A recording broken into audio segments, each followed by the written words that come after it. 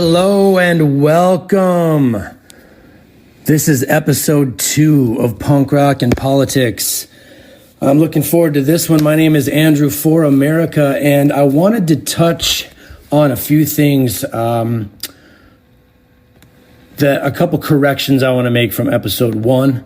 I realized a couple funny things that I wanted to clarify. So before I get started, if you didn't listen to my first podcast about the Brave New World Order, I'm going to kind of continue those topics today. But I did say in the last episode that the Telecommunications Act of 1996 was written by George Clinton. Obviously, that was a mistake. It was William Jefferson Clinton that signed the Telecommunications Act of 1996. George Clinton, on the other hand, is the lead singer for Parliament, P-Funk, the P-Funk All-Stars, Parliament Funkadelic. I'm just recalling the movie PCU. The movie was before its time. If you haven't seen it, I highly recommend it. And then also, I called Harry S. Truman Harry Ass Truman. And yeah, I kind of do that. Whenever I talk about Harry Truman, I kind of call him Harry Ass Truman. I don't know why. I'm just a weird dork like that. So yeah, just a couple things from episode 1. If you didn't listen to it, please do go back and listen to it. I wanted to start this episode by talking about that George H.W. Bush clip that I played at the beginning of episode 1. Let me see. I'm going to try to cue it up here. But I want to kind of just go over a couple things that I left out. So the last sentence of that clip, here it is. I'm just going to play it.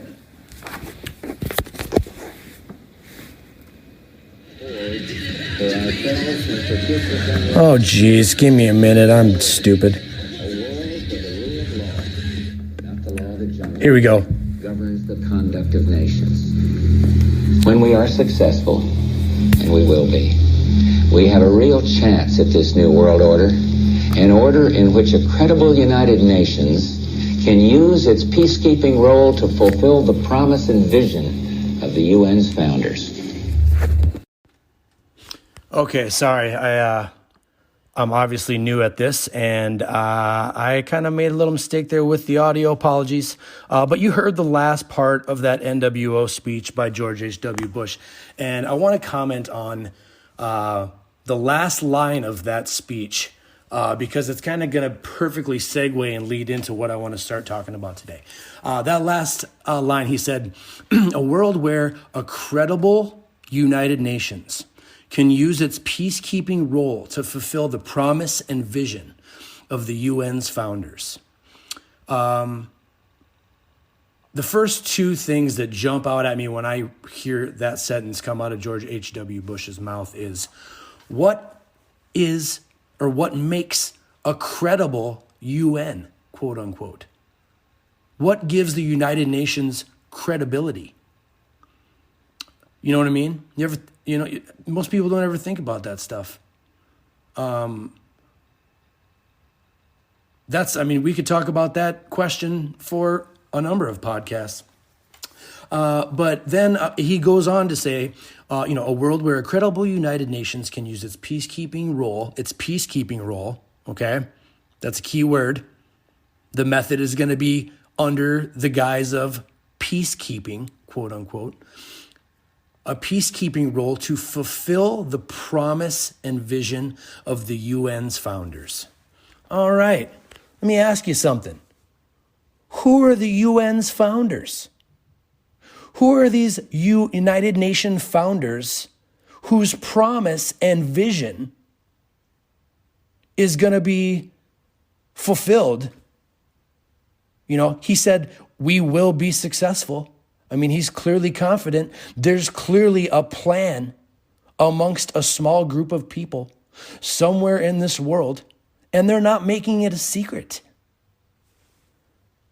I want to play a clip right now and introduce to you a new character on Punk Rock and Politics.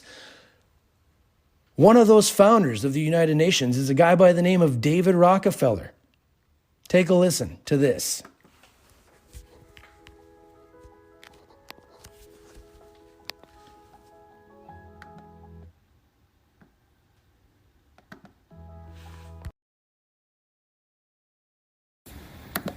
Fellow internationalists, billionaire and former CFR chairman David Rockefeller praised his media allies, but his confidence that his words would not leave the room was later broken.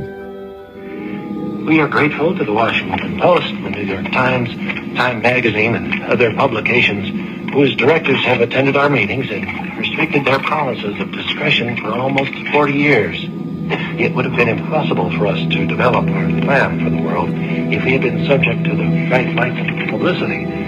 But the world is now more sophisticated and prepared to march toward a world government. That these men aim to create a world system of financial control in private hands, able to dominate the political system of each country and the economy of the world as a whole. In short, they seek total and quiet control of the entire world. There it is, people. Quiet, total control of the entire world. We are grateful to all those publications who've attended our meetings and agreed to discretion. We would not have been able to form our plan for the world if we were subject to the lights of publicity during those years. But now the world is more sophisticated and prepared to march toward world government. The supranational sovereignty of an intellectual elite and world bankers is surely preferable to the national autodetermination practiced in past centuries. A lot of people think I'm talking conspiracy theory right now. A lot of people think I'm talking conspiracy theory right now. I would just like to say that if you believe that, that's fine. But I just played you excerpts from two gentlemen, George H.W. Bush in episode 1 and David Rockefeller in episode 2. And the clips I played for you people are from the men's own mouths. They are not keeping it a secret. In fact, they are shoving it in your face and telling you what they're going to do because they think you're stupid. And a lot of us are stupid. And you know why? Because the media, that's the media's job. The media's job is to tell the unintelligent and the uneducated and the lazy what to think, what to buy, how to live, what's cool, who's bad, who's good. Does that sound like freedom to you? Does that sound like a benevolent group of elite rulers that are looking out for your best interest? Do you think they give a, pardon my French, about you?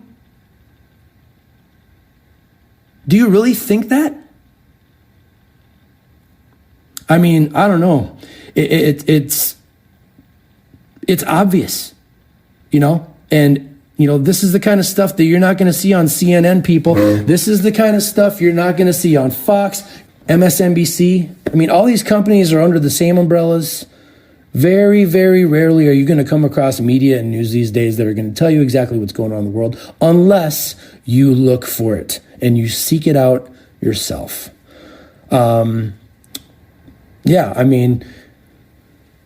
Rockefeller's he even said in his memoir, I'll have to bring up the clip for you. I'll have to play it here in a minute, but in his own memoirs, he wrote that, something to I'm going to paraphrase, but something to the effect of, my family has been accused of conspiring around the world with people in order to create one world, if you will, a more integrated, whatever, etc. world. And he says at the end, if that is the charge, then I stand guilty and I am proud of it. I mean, what else do you need to hear, man? Am I a conspiracy theorist? Huh? Am I some crazy tinfoil hat wearing Looney Tune idiot that is just spewing, things on my podcast that could label me a domestic terrorist in the eyes of the New Order? I mean, do you think the way I think? If you do you have the same fears as I do? Is anybody listening? Is anybody paying attention?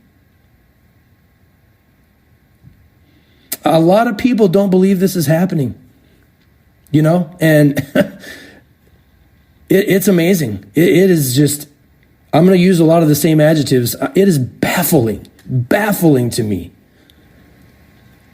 And it just goes to show you, it's a perfect example of the facts that your schools aren't trying to open your mind and teach you how to be the best version of yourself. Those schools that we are all a part of and all grew up in and all graduated from, their job is to make you fall in line and memorize a bunch of stuff that isn't important and that you're going to immediately forget. I'm going to talk about George Carlin a lot. I'm a big fan of stand-up comedy. I'll probably be referring to a lot of stand-up comedians on this podcast too. It's another thing we're going to talk about here on Punk Rock and Politics. And, go back and listen to a lot of the George Carlin clips. That man was a prophet, like Orwell and Huxley. And, a lot of the people that wrote books about, prophesizing the future, seeing what is happening in this world right now before our very eyes. They saw it coming years ago. You ever see a story about these people or these concepts or these, factual situations that happened in history? George H.W. Bush stood on a podium in front of the world and gave that speech. David Rockefeller stood in a room of quote unquote internationalists and said what he said. He wrote in his memoirs that he's proud of it. People, wake up. I don't know how it can be more clear to you. And I understand, here it is, two of the most universal human characteristics across racial lines, across, state lines, government borders, everybody, every human being on this planet, no matter what your race, color, creed, background, sexual orientation, none of it. We are all connected and we all experience the two most universal human characteristics, fear and laziness. Take a minute and think about that. Those are two things every human being walking on this planet, two of the most universal characteristics that we all share. We all experience fear. And we all, not all of us, but most, I would wager the majority of human beings in this world are lazy and unmotivated, uneducated, uninterested. Why? Is it the constant 24/7 media barrage, information overload, just desensitizing you to the point where you can't feel, you can't think? Little things overwhelm you. You're an adult, but you still feel like a child in many respects. You want to live in a world like that, people? I don't. Are enough people ever going to learn about this stuff, band together, organize, start the next social movement, Viva la revolución? Maybe. I don't know how you're going to do it with, Amazon having government contracts, putting Alexa in every one of your homes, spying on you, your phones, your computers listening to you, trying to sell you even more stuff. crap you don't need. Think about this stuff, people. Life is short. I've already wasted so much time in my life thinking about stupid crap that doesn't matter. And I care. I care about you. I care about me. I care about this world. I care about the world that we leave to our children.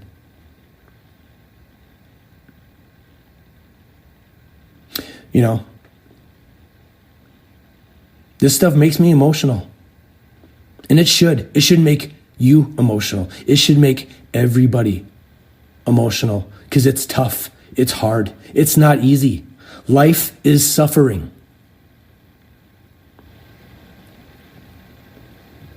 The goal for all of us, if you really want to be a citizen of the world and you really want to do what's best for yourself and your fellow man and woman, person, you're going to be honest. You're going to face hard truths. You're going to process them, interpret them, talk about them with friends, groups of people, share knowledge, do what's best for each other, be the change you want to see in the world. You know, how many of these feel-good clips have we all seen on social media? You know, right after the one about, you know, hey, we're going to storm the Capitol steps. And right after one, Nancy Pelosi's a psycho. And, you know, I mean, it's like just extreme negative in your face all the time.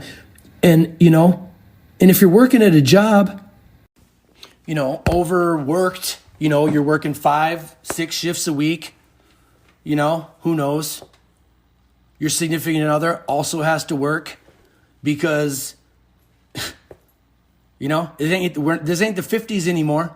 The sole breadwinner, the baby boomer generation, where mom could stay at home and raise the kids, and dad went to work and brought home the bread. And they lived in a world where you could afford a home, a vehicle, vacations, etc. on one person's income. Remember those days? Maybe you don't. I do. That's the generation my parents came from. How much, think about it, how much since the 50s and 60s, how much has this country changed? How much? A lot. So much so, I think, in my humble opinion, so much so that it is nearly unrecognizable anymore. And it is only getting worse. Oh, man. This stuff makes my skin crawl. It makes my blood boil. It makes the hair on my arms stand up. I'm going to take a break and pay some bills. And then we're going to play some music. And we're going to turn up the optimism and the fun. I'll be right back. All right, really quick, I want to throw in a word from the sponsor of this podcast, Anchor. If you haven't heard about Anchor, it's the easiest way to make a podcast, and here's why. First of all, it's free. No money down. So you can be as creative as you want. It's amazing. There's creation tools that allow you to record and edit your podcast right from your phone or computer. Anchor will distribute your podcast even for you, so it can be heard on Spotify, Apple Podcasts, and many, many more platforms. You can make money from your podcast with no minimum listenership. It's everything you need to make a podcast in one place. I love it. It is very, very easy. You don't have to be crazy tech savvy in order to use the app. It's awesome. So download the free Anchor app or go to anchor.fm to get started. Again, download the free Anchor app or go to anchor.fm to get started. All right, I'm going to play a song. And there's a line in this song that I absolutely love, and I am going to talk about it after I play the song for you, and I'm going to kind of go over what I think the line represents, or at least what it represents to me, and how it pertains to this conversation that we're having today. So this song is called Analog. This is by one of my absolute favorite punk rock bands, Strung Out. I hope if you have never heard it that you enjoy it. If you have heard it, I know that you are sitting there excited for me to play it as we speak. So here we go. Without further ado, this is Strung Out with Analog. You wave your hand, the way you sip your tea, the memory of all that. No, they can't take that away from me.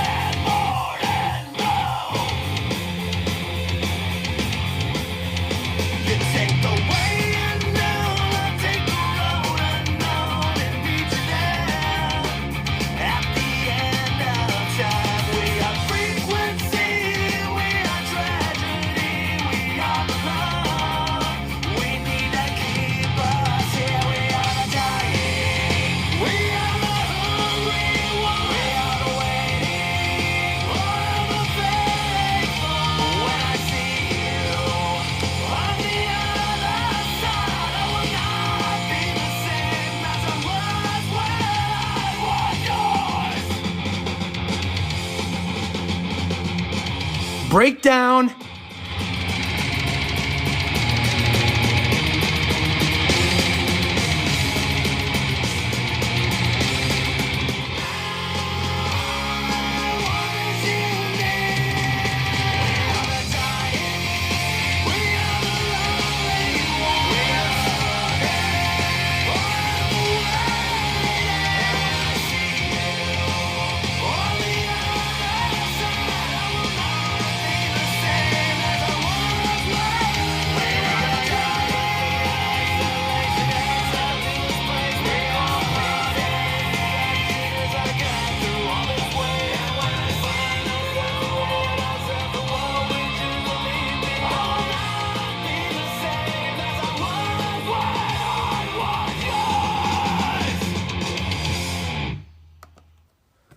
Whew.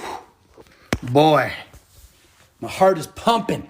My heart is pumping and full of joy. I love that song. There's a line in that song I want to talk about. And like I said, it pertains to what this conversation today on punk rock and politics is about. First line, second verse, he says, he says, you take the way you know. I'll take the road unknown and meet you there.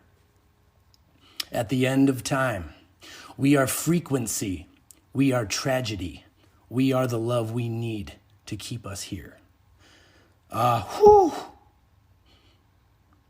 Jason Cruz, one hell of a punk rock lyricist.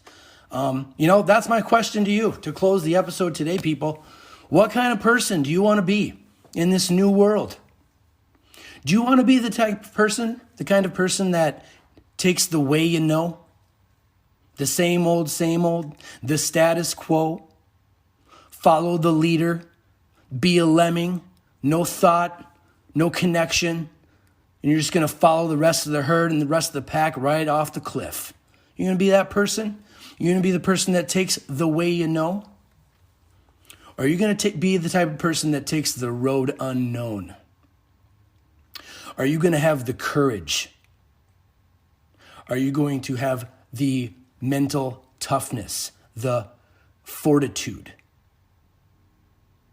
the belief in yourself that you are able as an adult human being to accomplish any goal that you set your mind to?